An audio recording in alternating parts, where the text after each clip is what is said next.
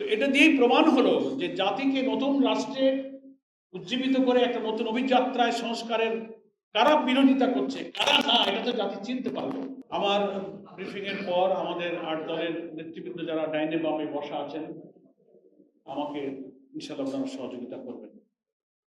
পয়লা কথা হলো, বিদ্যমান রাজনৈতিক সংকট নিরসনে জুলাই সনদ বাস্তবায়ন আদেশ জারি করা, জাতীয় নির্বাচনের পূর্বে গণভোটের তারিখ ঘোষণা করা, লেভেল প্লেইং ফিল্ড, ফ্যাসিবাদের দোষরদের বিচার নিশ্চিত করা সহ আমরা 5 দফা দাবিতে আমরা আন্দোলন করেছিলাম। সেই প্রেক্ষাপটে অতি সম্প্রতি প্রধান উপদেষ্টা ভাষণ দেবেন জাতির উদ্দেশ্যে, জানতে পেরে সব অধীর আগ্রহে অপেক্ষা করেছিল যে ওনার ভাষণেই হয়তো রাজনৈতিক সংকটের সমাধান হবে।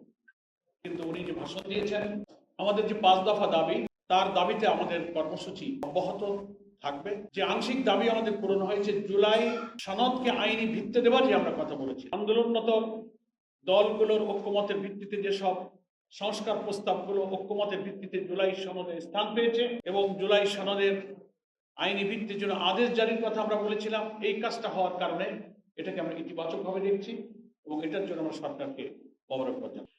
তো এটা দিয়েই প্রমাণ হলো যে জাতিকে নতুন রাষ্ট্রে উজ্জীবিত করে একটা নতুন অভিযাত্রায় সংস্কারের কারা বিরোধিতা করছে, কারা না, এটা তো জাতি চিনতে পারলো। ওটা জাতি সংস্কারের পক্ষে, আর যদি কেউ এটা বিপক্ষে যায়, জাতি নিশ্চয়ই তাদের প্রত্যাখ্যান করবে। তিনজন বিতর্কিত বা সরকারকে মিসগাইড করছে বলে আমাদের একজন নেতা যে বক্তব্য দিচ্ছেন বা আমরাও বলছি, সবকিছু ফরমালি রাষ্ট্র রাজনীতি নানান সংস্কৃতিতে সবকিছু ফরমালি কিছু বলা যায়, আবার কিছু ইনফরমালি বলতে হবে।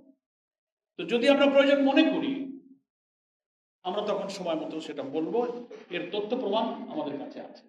কিন্তু আমরা মনে করি সরকার যখন সজাগ থাকবেন, সরকারের নোটিশেও আছে, আমরা প্রধান উপদেষ্টার সঙ্গে যখন সাক্ষাৎ করেছি, আমরা খোলামেলা তার সামনেও কিন্তু যথেষ্টভাবে প্রকাশ করার চেষ্টা করছি।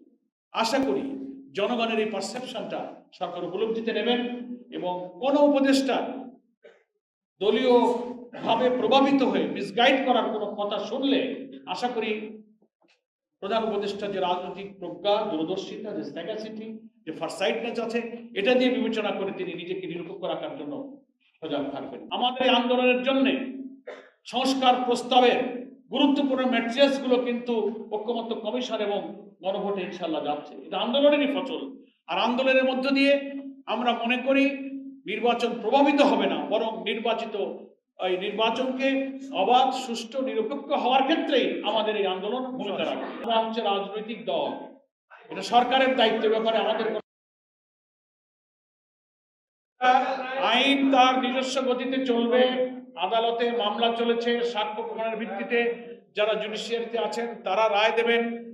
দেশে আইনের শাসন অন্তর্বর্তীকালীন সরকারের সময় আমরা যা দেখতে পাচ্ছি, নিরপেক্ষভাবে এই বিচার প্রক্রিয়া চলছে। ট্রাইব্যুনালগুলো একেবারে ওপেন, মানুষের কাছে খোলামেলা অনলাইনে বিচার কার্য সম্পন্ন করছেন। আগে যে সমস্ত রাজনৈতিক বিচার হয়েছে, সাজানো মামলা, সাজানো বাদী, সাজানো সাক্ষী, সাজানো এজাহার, সাজানো বিচারক, এই বিচার তো তা হচ্ছে না। ফলে এই বিচার প্রতি জাতির আস্থা আছে, আমরা আইনের উপরই আস্থা রাখি।